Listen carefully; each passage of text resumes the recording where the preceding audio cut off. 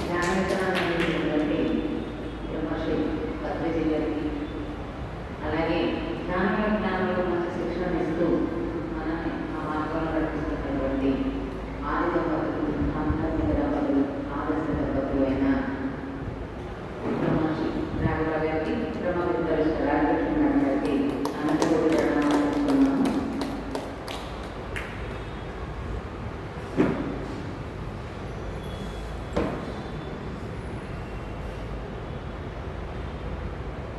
ఈరోజు అంశం ఆత్మజ్ఞానం ఇచ్చినప్పటికీ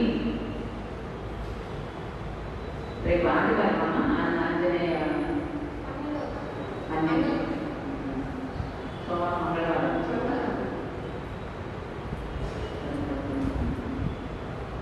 కాబట్టి మంగళవారం నాడు స్వామి జయంతి వచ్చింది కాబట్టి స్వామి గురించి ఏమన్నా చెప్పండి అని అడిగారు అన్నమాట.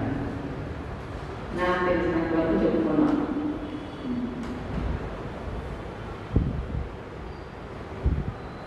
మనకు తెలిసింది ఏమిటి అంటే రామ రామ శ్రీరామ జయరామ అని ఎక్కడైతే వినపడుతూ ఉంటుందో అక్కడ పరిగెత్తి వచ్చేస్తాడు ఆంజనేయుడు.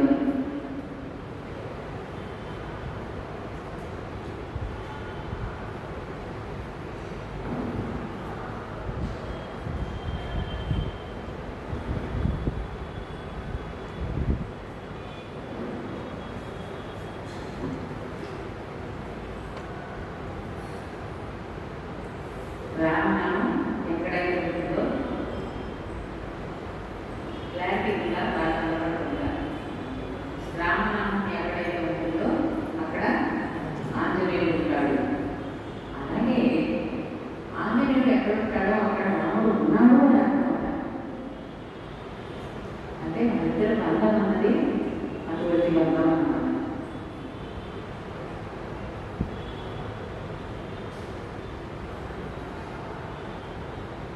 ఇక్కడ మనం ఆంజనేయుని జన్మ రహస్యం ఏంటి, ఆంజనేయుడికి ఆ పేరు ఎలా వచ్చింది, మరి హనుమంతుడు అనే పేరు ఎలా వచ్చింది,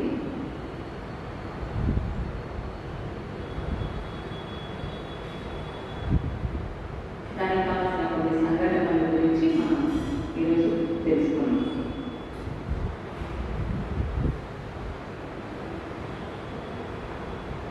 రామాయణంలో రాముడికి ఎంత ప్రాముఖ్యమైతే ఇస్తారో ఆంజనేయుడికి కూడా అంతే ప్రాముఖ్యత ఉందంట. మరి రాముడి పైన ఉండే ఆ ప్రేమకి, భక్తికి, విధేయతకి ప్రాణం పోస్తే ఎలా ఉంటుంది అంటే అచ్చగా హనుమంతులాగే ఉంటుందంట. అందరినీ వెళ్ళినవాడు హనుమంతుడు అని. వీళ్ళిద్దరి బంధం, రాముడి హనుమంతుడి బంధం ఏమిటి అంటే అన్నదమ్ముల బంధం లాగా, స్నేహితుల బంధం లాగా, తండ్రి కొడుకుల బంధం లాంటిదంట. అంత గొప్ప బంధం కలిగిన బంధం రాముడి ఆంజనేయుడి అంటున్నారు. మరి ఇంకా కొన్ని విషయాలు తెలుసుకోవాలంటే అది ఆయన ఆ పేరు ఎలా వచ్చింది, ఆంజనేయుడు అని పేరు, హనుమంతుడు స్థిరాకరించాడు, ఆయనకు హనుమంతుడి పేరు ఎలా వచ్చింది, దేవతలందరూ ఆయనకి ఇచ్చిన వరాలు ఏంటి, శ్రీరాముడికి హనుమంతుడికి ఉన్న బంధం ఎటువంటిది, హనుమంతుడికి శ్రీరాముడిపై ఎంత భక్తి ఉంది, హనుమంతుడి భార్య పిల్లలు ఎవరు, ఇవన్నీ తెలుసుకోవచ్చు మనకు తెలిసినంత వరకు. ఈ వరుసను చూసుకుంటే మొదట హనుమంతుడి జన్మరహస్యం ఏమిటి అంటే హనుమంతుడి చాలీసా చదువుకుంటుంటే మనం దాంట్లో ఉంటుందన్నమాట. శంకర సువర్ణ కేసర నందన తేజ ప్రణామ జగన్నందన. ఇంకొక చోట ఏమవుతుందంటే అంజనీ పుత్ర పవన సుతనామ అని అంటారు. దీన్ని బట్టి చూస్తే హనుమంతుడు శంకరుడికి కుమారుడు, కేసరికి కుమారుడు, అలాగే వాయువుడు కూడా కుమారుడు అని అర్థం. అందాక మనం చెప్పుకున్న దాన్ని బట్టి చాలీసార్లు చెప్పింది హనుమంతుడికి ముగ్గురు తండ్రులు, ఇది చెప్పారు. మరి ఆ ముగ్గురులో ఎవరు హనుమంతుడు తండ్రి అది తెలియాలంటే ఆంజనేయుని పుట్టుక గురించి మరి 4 సంఘటనలు ఉన్నాయి. ఆ 4 సంఘటనలు తెలుసుకుంటే తెలుస్తుంది అని చెప్తున్నారు. ఏమిటి ఆ 4 సంఘటనలు అంటే, మొదటిది ఆంజనేయుడు పుట్టుకకు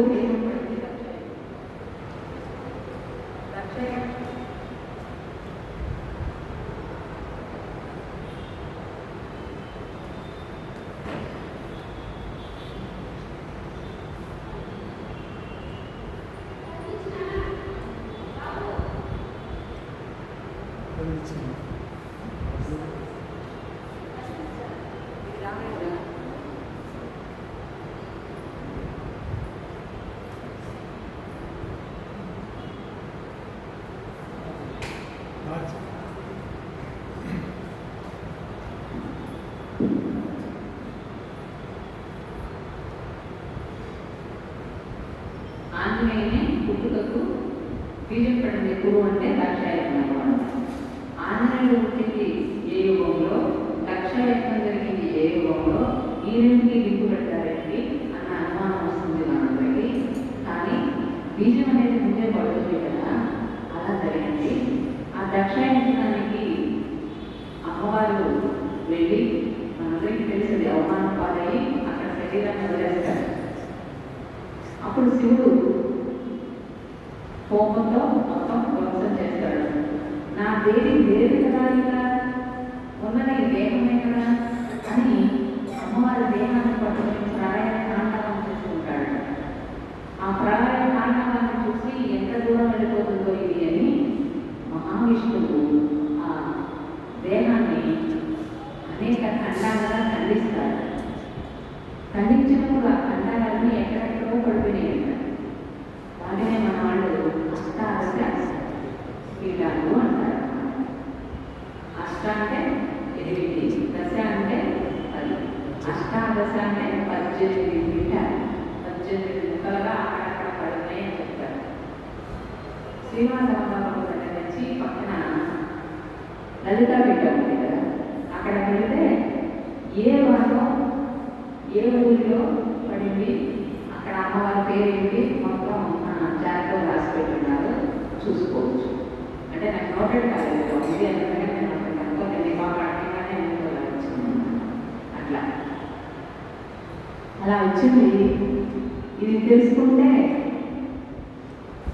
మరి ఆయుర్వేదం అని అన్నాం కదా మనము, అలా చేశాడని చెప్పి ఆ దేహాన్ని కట్టాలుగా చేశాడని శివుడికి కోపం వచ్చి, నా భార్య పోయి నేను బాధలో ఉన్నాను, ఇప్పుడు దేహం కూడా లేకుండా చేస్తాను అనుకొని ఆ కోపంలో విష్ణువును శపించాడు. ఏమని శపించాడు? నువ్వు కూడా నాకు కలిగినట్టు భార్యా వియోగం కలుగుగా. శపించిన తర్వాత శాంతపడ్డాడు. శాంతపడి ఆలోచించి లోక కళ్యాణం కొరకే కదా విష్ణువు చేసింది కూడా, నేను కూడా శపించకూడదు, సరే ఇది కూడా లోక కళ్యాణాన్ని మార్చుకోవచ్చు అని, నీకు భార్యా వియోగం కలిగినప్పుడు నారాయణ నీకు కూడా భార్యా వియోగం కలిగినప్పుడు నేను వచ్చి నీ ఇద్దరిని కలుగుతానులే అన్నాడు. ఎవరు? శివుడు. ఎక్కడి నుంచి ఎక్కడికి చూడండి వారు అలా అన్నాడంట. అలా అన్న తర్వాత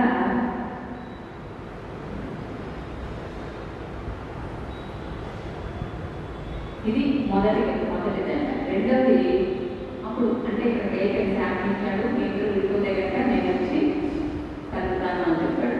రెండవది ఏంటంటే, విష్ణువు రాముడిగా సీతాదేవి అంటే లక్ష్మీదేవి సీతాదేవిగా జన్మ తీసుకుని అయోధ్యకు పెళ్లి చేసుకున్నారు. అయోధ్యకు వచ్చిందామే, అయోధ్యకు వచ్చిన తర్వాత అక్కడ కార్యక్రమాల ద్వారా వనవాసానికి వెళ్ళిపోయారు. వనవాసానికి వెళ్ళిన తర్వాత అక్కడ సీతను రావణాసుడు అపహరించడం జరిగింది. అపహరించిన తర్వాత వీళ్ళని వెతుక్కుంటూ శ్రీరాముడు బయలుదేరుతాడు. మరి ఇక్కడ శివుడు హనుమంతుడిగా పుట్టి ఇచ్చిన మాట ప్రకారం రాముడికి సహకరించాడు. అడవిలో చదివి నువ్వు ఎందుకు పోతున్నావు, నేను పలానా ఎట్లా అనుకున్నాడు.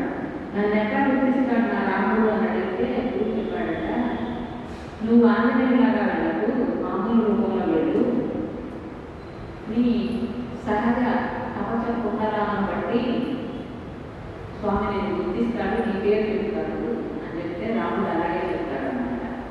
అప్పుడు నా స్వామి వచ్చాడని ఆనందంతో ఆయన ఎదురుగా ఆలింగనం చేసుకుంటారు. అది మొదటి ఆలింగనం అన్నమాట. రాముడికి ఆంజనేయుడికి అది మొదటి ఆలింగనం. మరి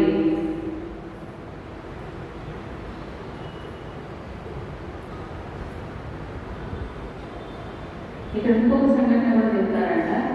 రావణాసురుడు బ్రహ్మ కోసం ఘోర తపస్సు చేశాడట. బ్రహ్మ వచ్చాడు, ఏ వరం కావాలో కోరుకోమన్నాడు. అన్ని నరులు వానరులు, నరులు అంటే మానవులు, వానరులు అంటే కోతులు, ఈ రెండింటి చేతిలో నాకు చావు ఉండకూడదని కోరుకున్నాడు. ఈ రెండింటి చేతిలో నాకు చావు ఉండకూడదు అని ఎవరు కోరుకున్నారు? రావణాసురుడు కోరుకున్నాడు. బ్రహ్మ రాక్షసులన్నాకి కడిపి మెత్తేసి ఏదో ఒక విధంగా ఒప్పించి తీసుకుంటారు కదా కోరుకులు, అలా కోరుకున్నాడు. అలా రాముడు బ్రహ్మగారు వరాలు పొందాడు. ఈ రావణాసురుడు శివుడి దగ్గరికి వెళ్ళి నందీశ్వరుడితో వాదనలు పడ్డాడట ఒక రోజు. అది ఏదో ఒకటి అంటారు అలా కాదుగా, ఇట్లా కాదు అలానే అనుకున్నప్పుడు రావణాసురుడికి కోపంతో ఆ వాదనలో మనం గెలవలేకపోయిన లోపల ఉంటారు కదా, పురాకొట్టి బొమ్మ అన్నాడు నందీశ్వరుడు. నందీశ్వరుడు అన్నాడు, కోతి బొమ్మ అంటావా, నీవులో నీ రాజ్యాన్ని మొత్తం నాశనం చేసేది కోతి బొమ్మే అన్నాడు. చూడండి, ఇదంతా జరగకముందే వచ్చిన మాట అన్నాడు.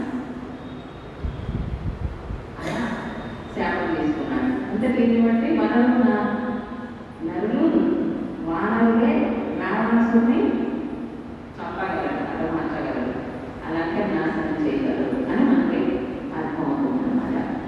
మరి రావణుని చావు కోసం ఒక శక్తివంతమైన వానరం ఉండాలి. అందుకే శివుని రూపం వానరునిగా జన్మించింది అంటారు. ఇక మూడవది, ఈ వానర రూపానికి జన్మ అనేది ఎలా జరిగింది? వానర రూపానికి జన్మ అనేది ఎలా జరిగిందంటే, దేవలోకంలో కుంచక స్థల అనే ఒక దేవతని ఉంటాడు.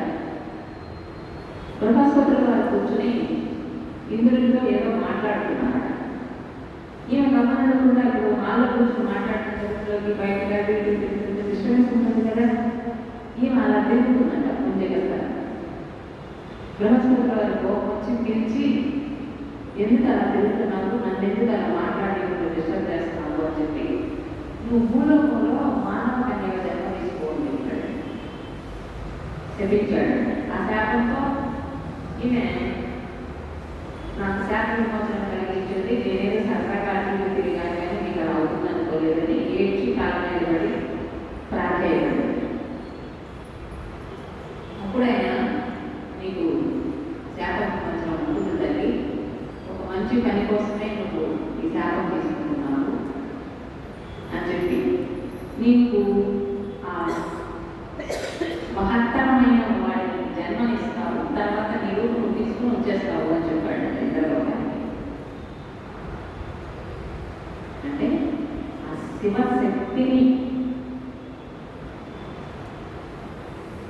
భూమి మీదకి తీసుకురావాలి అంటే ఎన్ని జరగాలి, దాని ముందు నుంచి ఎన్ని కటకాలు ఉన్నాయి అన్నది మరి వాసన చూసుకుంటే అర్థమవుతుందన్నమాట.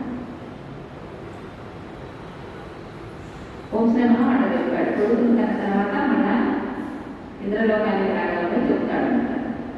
అలా ముందుకు భూలోకంలో జన్మిస్తుంది. యుక్త వయసు వచ్చాక కేసరి అనే ఆయన్ని ఒక అందమైన పానగాన్ని ప్రేమించి పెళ్లి చేసుకుంది. వాళ్ళు ఎంతో అన్యోన్యంగా ఉంటారు. మరి వారికి సంతానం లేదు. సంతానం కోసం ప్రతిరోజు ఆ పరమశివుడిని ప్రార్థిస్తూ ఉంటారు అన్నమాట. ఇలా ప్రార్థిస్తున్నప్పుడు శివుడు వాయుదేవుడితో తన అంశాన్ని పంపించాడు. పంపించినప్పుడు ఆ వాయుదేవుడు వచ్చి ఈ అంజనాదేవికి ఇచ్చాడు, అది భుజించడం వల్ల హనుమంతుడు జన్మించాడు అని చెప్తారు ఒకటి. ఇంకొకటి ఏం చెప్తారు అంటే అంజనాదేవి గారు అక్కడ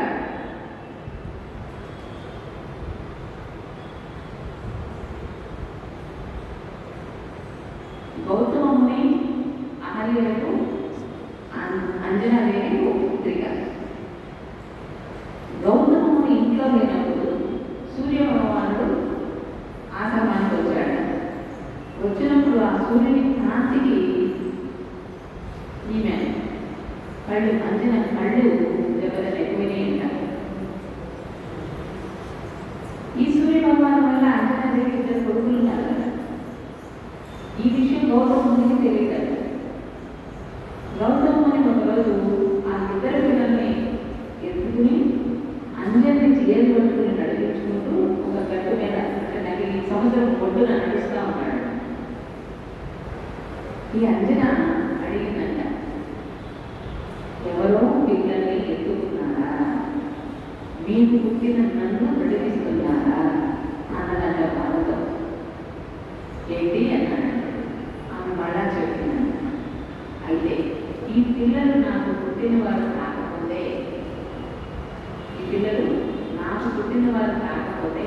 వీరి మొక్కలు కోతి మొక్కలు అయిపోతారా అన్నాడు. అన్నది సముద్రంలో ఇసిరేసేసారంట ఆ పిల్లలిద్దరిని. వెంటనే వారిద్దరు మొక్కలు కోతి మొక్కలు అయిపోయింది. వారిద్దరూ తిరిగి పెద్దకి వారి సుగ్రీవులు అయ్యారు.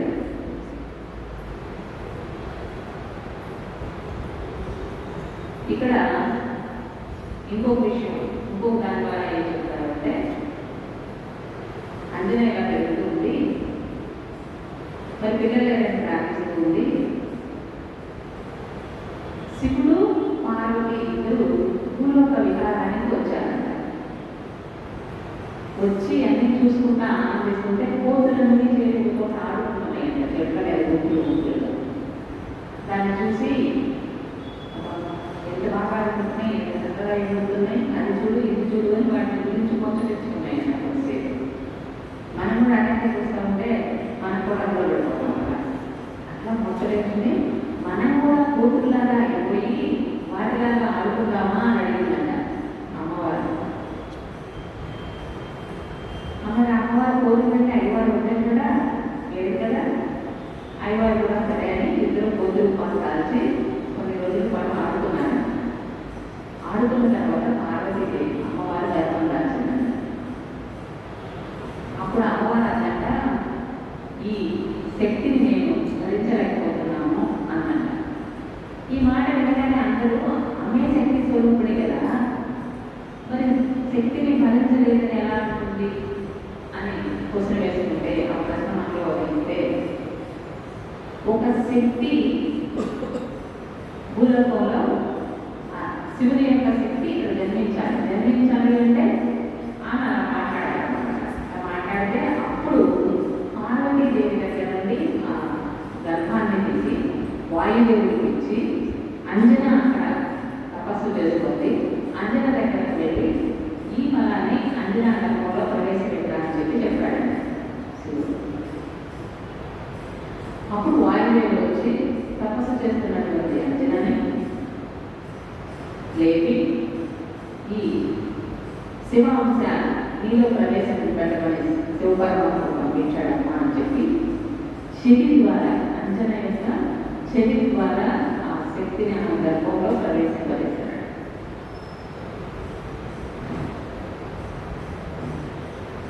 చూడండి,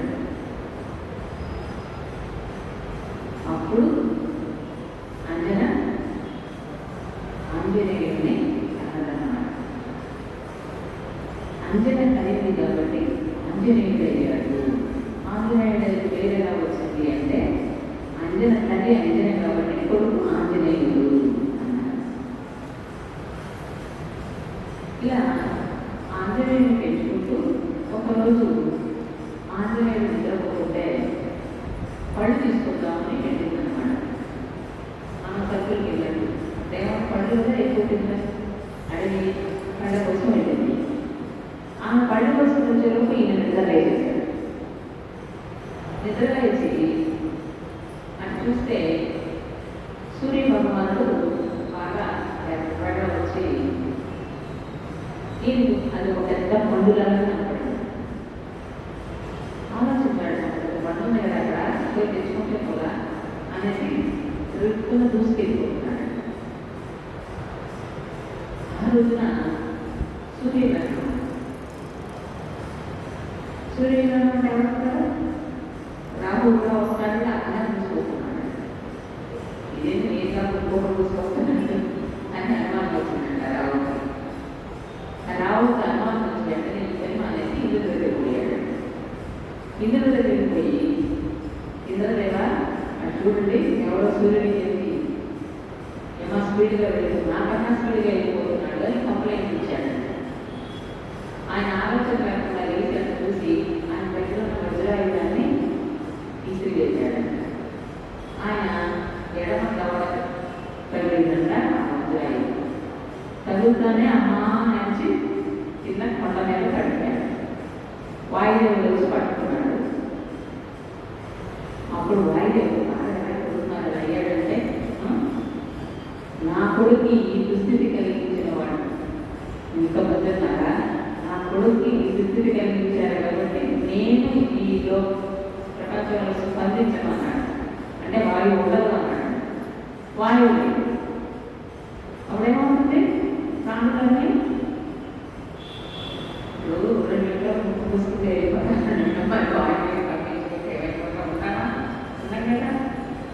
అయిపోతామని మళ్ళీ దేవతలందరూ బ్రహ్మ దగ్గరలో పరిగెత్తారంట. స్వామి ఇలా జరిగింది ఇలా వాయుదేవుడు తప్పించేశాడు, ఎలా ఏం చేయండి. అప్పుడు వాయుదేవుడు దగ్గరికి బ్రహ్మ వచ్చి నీ కుమారుడికి నేను ప్రాణాలు పోస్తాను అని ప్రాణం పోశాను. ఇది 2వ జన్మ అన్నమాట. నాకు ఒక జన్మ అయిపోయింది అంటారు, బాగా అయిపోతే మళ్ళీ బాగా అయ్యింటారు. అట్లా అంజనాదేవి గర్భాలు పుట్టింది చైత్రములని అంటే అక్కడ ప్రాణం పోసుకుంది వైశాఖ దశమి. అందుకు 2 సార్లు ఆయన జయంతి జరుగుతూ ఉంటారు అని చెప్పి మరి ఇలా జరిగింది కదా. ఒప్పుకొని వాయుదేవుడు మళ్ళీ తన ప్రవాహాన్ని అంతటా తప్పడం జరిగింది. అప్పుడు బ్రహ్మ చెప్పారు, ఈ పిల్లవాడికి దేవతలందరూ మీ దగ్గర శక్తులు అంటే అందరూ గీకేవాడిని అని చెప్పట్లా, అట్లా మీ శక్తులు ఇవ్వండి అని చెప్పారు. అలా ఇవ్వడం మొదలుపెట్టారు. మొదట ఇంద్రుడు ఇచ్చాడు. ఇంద్రుడు ఏమి ఇచ్చాడు? వజ్రాయుధంతో కొట్టాను కాబట్టి నువ్వు వజ్రంతో సమానమైనటువంటి శరీరం కలిగి వజ్రవాయువు అయి ఉంటావు. అలాగే ఇక్కడి నుంచి ఆంజనేయుడు కాదు హనుమంతుడుగా పేరుస్తున్నాను అని చెప్పాడు. తర్వాత వరుణుడు ఎట్టి పరిస్థితుల్లోనూ నీళ్ళ వల్ల నీకు మరణం సంభవించదు అన్నాడు. యముడు ఏ పరిస్థితుల్లో కూడా నా మాసం నీ దగ్గరికి రాదు అని వర్ణించాడు. మళ్ళా బ్రహ్మ చెప్పాడంట, సూర్యదేవుడు నాకు తెలిసినటువంటి సకల శాస్త్రాలు నీకు నేర్పిస్తాను. సూర్య భగవానుడికి తెలిసిన సకల శాస్త్రాలు నేను నీకు నేర్పిస్తాను అని చెప్పాడు. అట్లా అందరూ ఇచ్చారన్నమాట. అన్ని శక్తులు వరాలు ఆయనకి ఇవ్వడం జరిగింది. అట్లా సూర్యుడి దగ్గర విద్యలన్నీ నేర్చుకున్నాడు హనుమంతుడు.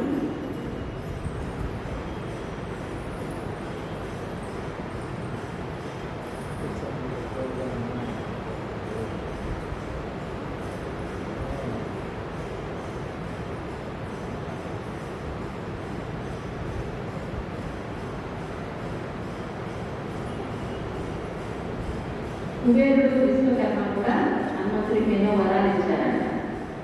ఆ బ్రహ్మ వరాలు ఇచ్చి చెప్పాడు, బ్రహ్మాస్త్రం సైతం నేనేమి చేయలేదు అని చెప్పాడు. ఆ తర్వాత సూర్యుడు ఈ విద్యను నేర్పడం మొదలుపెట్టాడు. ఆ విద్యను నేర్పేటప్పుడు ఒక విద్య, అన్ని విద్యలు నేర్పించాలంట, ఒక విద్య పెళ్ళిని వారికే నేర్పించారు. ఈయన చూస్తే బ్రహ్మచారి. సూర్యుడు ఆలోచించి సుభద్రా తన కూతురు ఉందంట. ఆ కూతురు ఇచ్చి శిష్యుడి మీద మొత్తం నేర్పిస్తానన్నాడు కదా.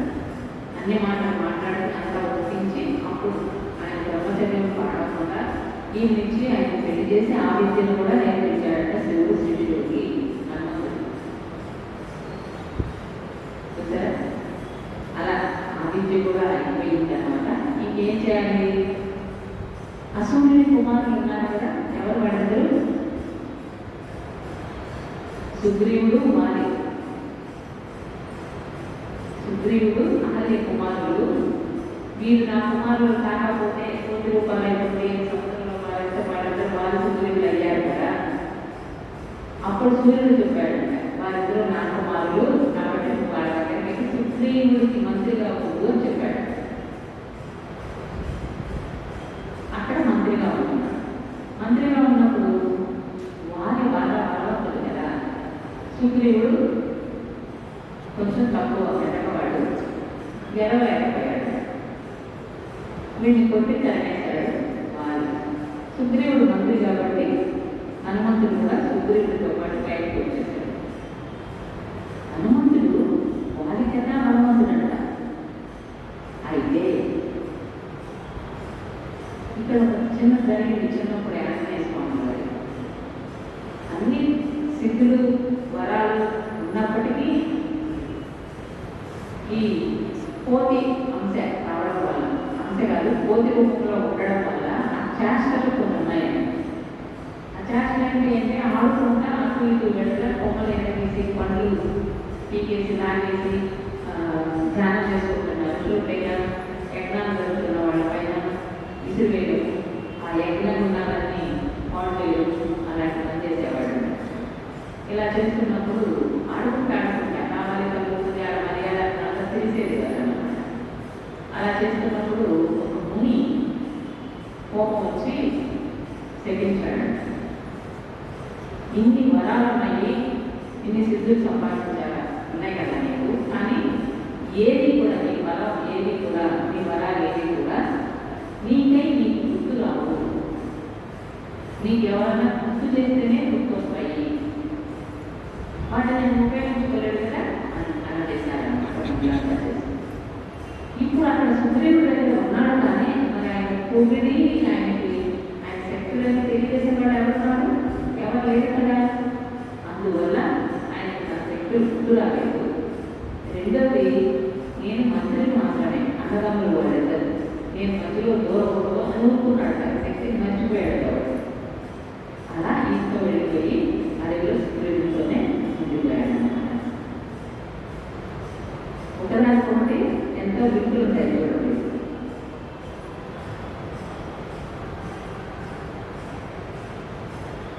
మరి పక్క వీళ్ళని అక్కడ అడవిలో ఉన్నారు. అడవికి వెళ్ళిన తర్వాత రాముడు, సీత, లక్ష్మణుడు అడవికి వెళ్ళిన తర్వాత సీతను రావణాసురుడు ఎత్తుకుపోయాడు. ఎత్తుకెళ్ళిన తర్వాత సీతను వెతుకుంటూ రాముడు, లక్ష్మణుడు బయలుదేరారు. బయలుదేరితే ఆంజనేయ స్వామి, నేను ఇలా ఉంటే నా స్వామి కనపడతాడేమో అనుకున్నాను, కనపడలేదు. ఎప్పుడు ఏమిటి అని ఆయన గురువు ఒక ఆయన అడిగాడు.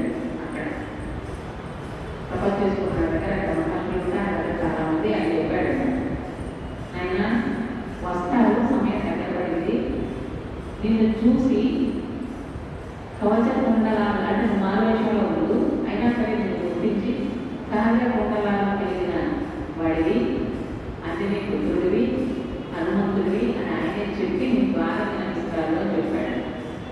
అలా ఆలయం జరిగిందన్నమాట. ఇది రెండవ ఆలయం అన్నమాట స్వామికి, ఆంజనేయ స్వామికి రాములు వారు ఇచ్చినటువంటి రెండవ ఆలయం. అట్లా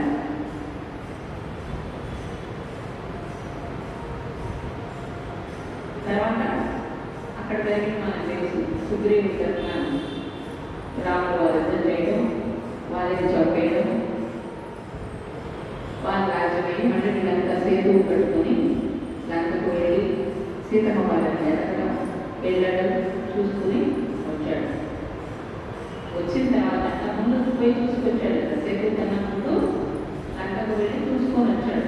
అప్పుడు కూడా ఏంటి, ఎవరు లంకలో ఉండేది తెలిసింది. అప్పుడు ఆ పక్కకి ఎవరు వెళ్ళి తిరిగి రాగలరు.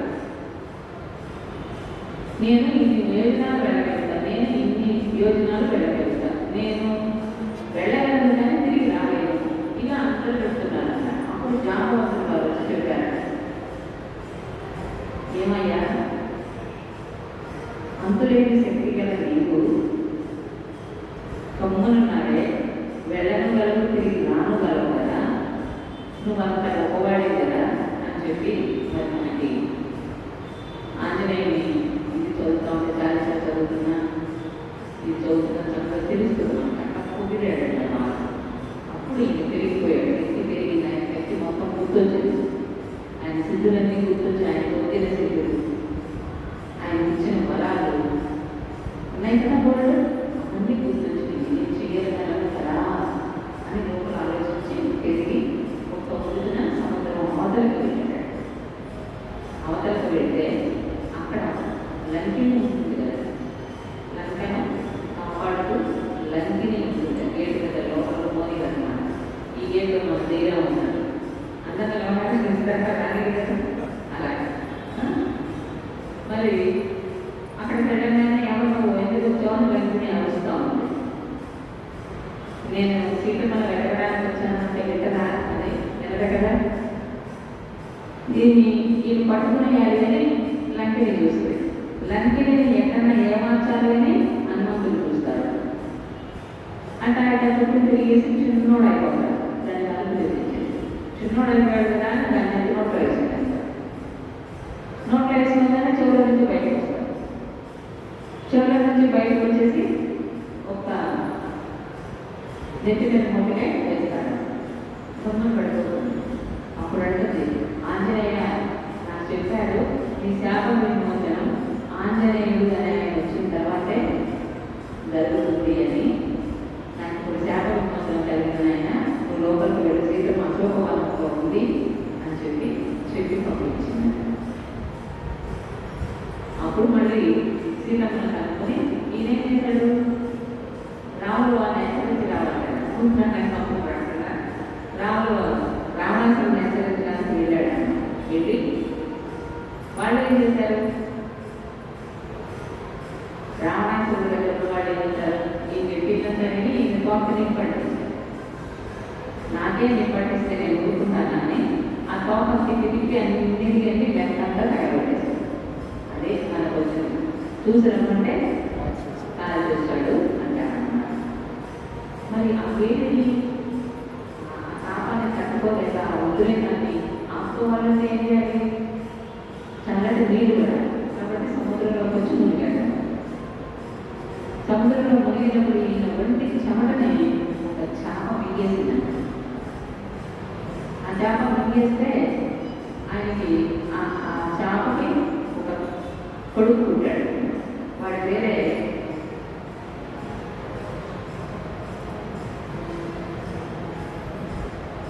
మకరధ్వజుడు అంట. వాడి పేరు మకరధ్వజుడు. అలా ఆంజనేయ స్వామికి కుమారుడు మకరధ్వజుడు అన్నమాట. పెళ్ళేమో సుభద్రక విద్య కోసం చేసుకున్నాడు. సీతమ్మను వెతకడానికి వచ్చేమో ఆయన తెలియకుండానే మకరధ్వజుడు అనే కొడుకుని అన్నాడు. మరి ఆ విశేషాలన్నీ తెలుసుకొని రాముల వారికి చెప్పాలి కదా, రాముల వారికి చెప్తున్నాడు. చెప్పేటప్పుడు మొదలుపెట్టాడు కదా, లంక వైపు అన్నాడు. ఏమైందంటే ఎందుకంటే శివభక్తులు అన్నాడు. వెంటనే రాముల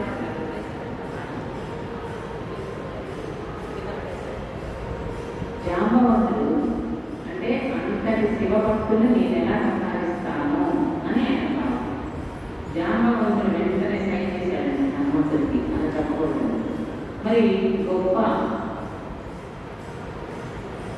జ్ఞానిగా ఆంజనేయుడు గ్రహించేశాడు. స్వామి అంతటి శివభక్తుడై ఉండి మాంసభక్షణ చేస్తున్నారు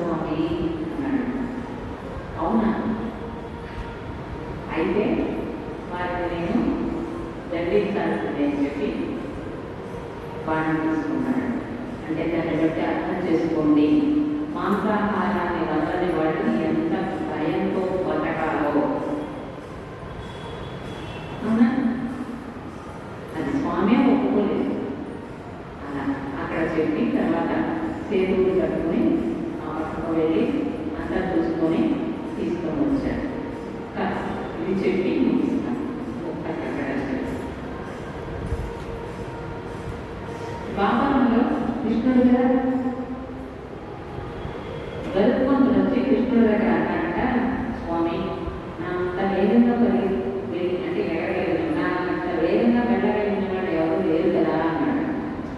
నన్ను చూస్తున్నాడు. చక్రం ఉందంట, నా అంత బలవంతులు ఎవరు లేరు కదా అన్నాడు. లోపలికైతే సత్యభావం ఉందంట, నా అంత అందమైన వాళ్ళు ఎవరు లేరు కదా అన్నాడు. సరే అప్పుడు గరుడుని నుంచి గరుడ ఫలానా పర్వతం మీద ఆంజనేయుడు అని ఆయన ధ్యానం చేసుకుంటూ ఉంటాడు. చిరంజీవి అయిన రామచంద్రుడిని కొలిచిన ఆయన, రామచంద్ర ప్రభు ద్వారకలో ఉన్నాడు, నిన్ను రమ్మన్నాడు అని చెప్పుకుంటాడు. ఈ నుంచి ఆంజనేయుడి దగ్గరికి, ఆంజనేయ రామచంద్ర ప్రభు అంట ద్వారకలో ఉన్నారు, నేను చూడాలంట రమ్మన్నారు. అవునా అని గరుడు రాడంటాడంట. ఆంజనేయుడు వచ్చేసాడు. ఇంత ఏమో అనుకున్నాడు. ఈయనేం చేశాడు, ఈ చక్రాన్ని నేను లోపల ఉన్నాను, నేను చాలా ఈపతిలో ఉన్నాను, సీక్రెట్లో పని అది ఒకటి వ్యవహరిస్తున్నాను కాబట్టి ఎవ్వరు వచ్చినా సరే లోపల గొప్ప అని చెప్పాడు. ఈ సుదర్శన చక్రాన్ని బయట కాపాడాలి. ఈ చక్రం రాకుండా వెళ్ళడానికి వీలు అది నేను అది అంటున్నాను. కుదరలా. లోపలికి వెళ్ళిపోయాడు. ఈ చక్రం ఆపలేకపోయాడు. లోపలికి వెళ్ళి స్వామి ఎక్కడానికి వెళ్ళిపోతుంటే, ఆంజనేయ బయట ఉన్నారే ఎవరు ఉన్నాడు స్వామి, ఆయనతో మాట్లాడితే లేదు కలవడం ఏదవుతుందని ఇంకేసాడు. మంచి స్థానంలో ఉంచాలి అంటే ఆ స్థానంలో ఉంచితేనే నేను నీ దగ్గరికి రాగలను కాబట్టి లోపలేసాడు అనమాట. సుదర్శన చక్రాన్ని నిలగలిగిన ఎవరు ముగ్గురంట. ఇద్దరు నాకు తెలియదు, అందులో ఒక ఆంజనేయ స్వామి. ఇద్దరు ఈసారి తెలుసుకున్నప్పుడు చెప్తాను. అలా మరి తర్వాత సత్యభామ రాముల వారికి దండం పెట్టి ఆలింగనం ఇచ్చి మూడో ఆలింగనం, రాముల వారు ఆంజనేయ స్వామి మూడో ఆలింగనం ఇచ్చిన తర్వాత సీతమ్మ ఏంటి ఆంజనేయ అనుమానంగా చూస్తున్నావు అని అంటే, స్వామి అమ్మ కనపడలేదు స్వామి, ఎక్కడ స్వామి అన్నాడంట. అంటే వీడి సత్యభామకి కదా అప్పసైడ్ నన్నే చెప్తాడు అని అనుకుంటుంది అనమాట. తెలుసుంటే అనుకుంటా ఉంటే ఈయన వింటా ఉన్నాడు. ఆయన అడిగాడు కదా, చిలికత్తలంతా ఎవరు అన్నాడు. సత్యభామ ప్రకారం అందులో ఏ విధంగా ఆడాడుకుంటున్నారు. ఈ చిలికత్తలంతా ఎవరు అన్నారంటే మొహాలు మాడిపోయి అప్పుడు రుక్మిణిదేవి కొడుకు వచ్చాడు కదా, కొన్ని పళ్ళు పెట్టాలి కదా, పళ్ళంతా తీసుకుని పళ్ళంతా ఎత్తుకొని వస్తే ఆమె కాంతి ఎలా కనపడుతుందంటే ఇక్కడ నిలబడిన రాముల వారి కాంతిని మించి ఉందంట. ఎలా వచ్చిందంటారు? ఆ కాంతి ఎలా వచ్చిందంటారు? ఆమె ధ్యానశక్తి. అంతేనా? ఎప్పుడు ధ్యానమే కదా చేస్తారు. తులాభారములు కూడా ఏమేసి చూసింది? తులసి దళం. దళం అంటే 2 ఆకులు చిన్ని కొమ్మ. దాన్ని దిగిపోయాడా? ఆ 2 ఏమిటి అంటే, ఆ దళం మానవుడైతే, కొమ్మ మానవుడైతే, ఆ 2 దళం అంటే ఆకులు. ఒకటి జ్ఞానం, ఒకటి జ్ఞానం. ఆ 2 ఆమె దగ్గర ఉన్నాయి. వాటికి స్వామి తూగాడు. వాటి యొక్క కాంతి, ఆ శక్తి యొక్క కాంతి వినట్టుగా ఆ కాంతిని చూసి అమ్మ అని అమ్మ కాళ్ళని కూర్చుని అమ్మ కాళ్ళు పెట్టుకున్నాడు. చిత్తమైన ఎవరో సత్యభామ. ఎంతటి గొప్పవాడు మరి ఆంజనేయుడు అన్నా కదా. అంత గొప్ప ఆంజనేయుడి గురించి నన్ను చెప్పడం ప్రసన్న దృష్టిని తెలుసుకో ఈరోజు అలా వచ్చింది.